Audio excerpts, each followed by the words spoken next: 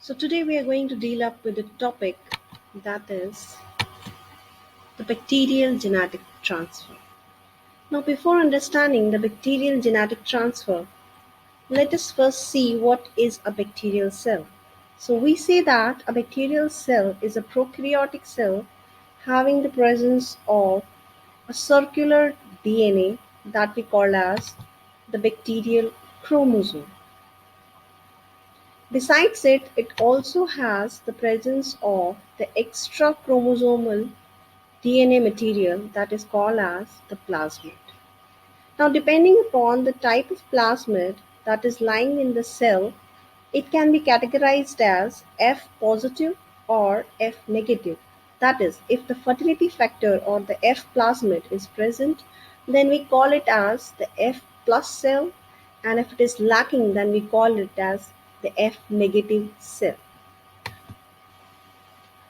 It is this plasmid that gives a phenotypic change at the surface of the bacterial cell. That is, there is presence of the sex pili. Now, if a cell is having the sex pili, it is easily carrying out the process of reproduction, and there is the phenomena that we call as the gene transfer possible.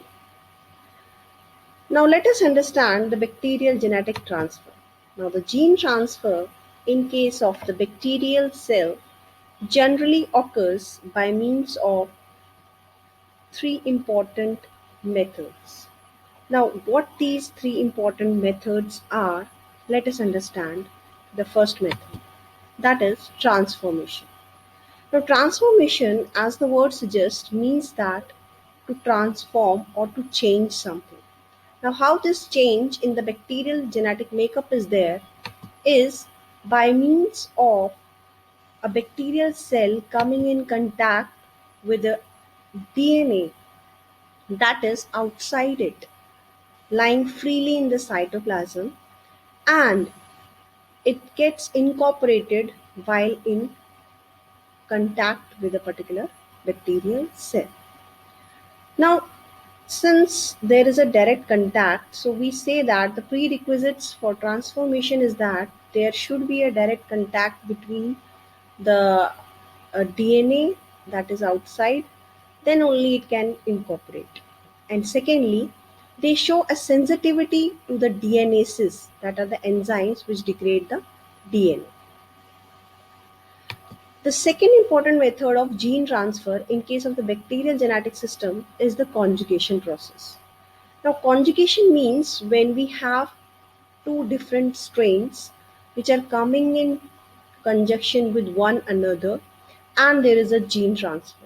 Now, here two different bacterial strains are generally the F positive strain, which is having the F plasmid, and the one which other, that is the F negative cell, which is lacking that plasmid.